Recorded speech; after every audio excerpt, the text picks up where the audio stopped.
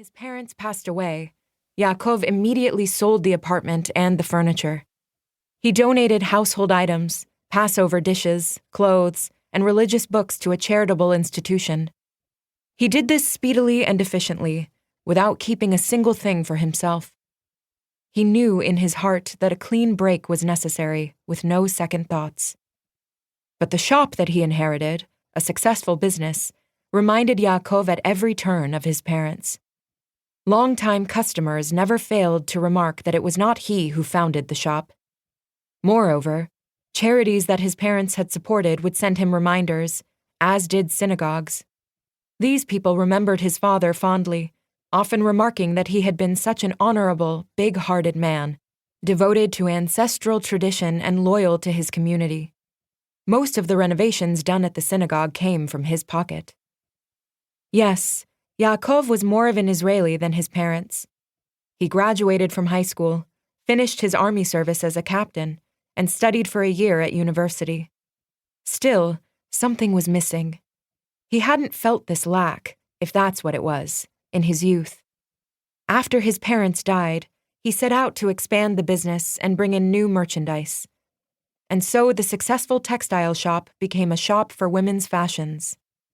He put a premium on space, elegance, and charm, and soon did away with his parents' homey atmosphere. Were his parents to come back to life, they wouldn't recognize the place. "It's much more beautiful," he would boast. Those were his desires, and he achieved them with great skill. A different person would surely have been happy, but the inheritance from his parents did not make Yaakov happy. He thought he had obtained it fraudulently. Had he acted honestly, he would have donated his inheritance to charity, as he had the household goods, the clothes, and holy books, and started everything anew. This feeling, which came and went, took root and penetrated deeply in his soul. To alleviate this unease, Yaakov would sometimes, after closing the shop, drive along the seashore, taking in the view, and then return to the city streets. He loved the mix of old-timers and new immigrants, the Middle Eastern aromas of falafel and shawarma, and the cheap carbonated drinks. When he got home, Rivka would ask, "Where were you?" "At the beach." "You always say at the beach." She suspected him needlessly. In those years, he did not escape to other women. True, from time to time, a woman would lure him to her room, or he would take a woman for a night. But those amounted to fleeting and trivial recreation. His soul was tormented by things beyond his ken, whispering in long, nightmarish dreams. Sometimes Yaakov thought that he needed to change his life, to move to the countryside and live away from other people for a while. That idea would last for about an hour. To be with Rivka in a place without other people seemed to him like a prison where he'd be flogged day and night. To leave everything he had built was inconceivable. His daughters made sure over the years to preserve and cultivate the family stronghold.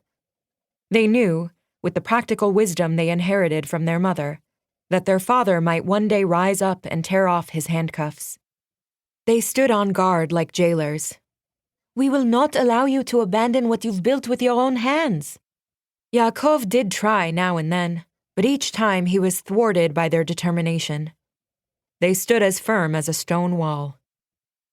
After the girls got married and left home, Yaakov felt more suffocated than ever. At first he thought of going to London, but realized at once that his heart wasn't in it. One night, he woke up and said to himself, "I'm going to Szydowce," as if he had finally found the way out. For a few days, he kept it secret. He finally told Rivka, "I'm going to my parents' village." "Where?" She tried to keep calm. "My parents' village," he repeated.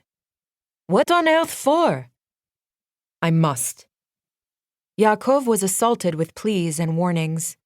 Even customers in the shop saw a need to weigh in and warn him against his hasty decision. This strategy did not faze him. From day to day, he grew more certain that he must make the trip, come what may. When logic and pleading got nowhere, Rivka shouted, "It's madness!"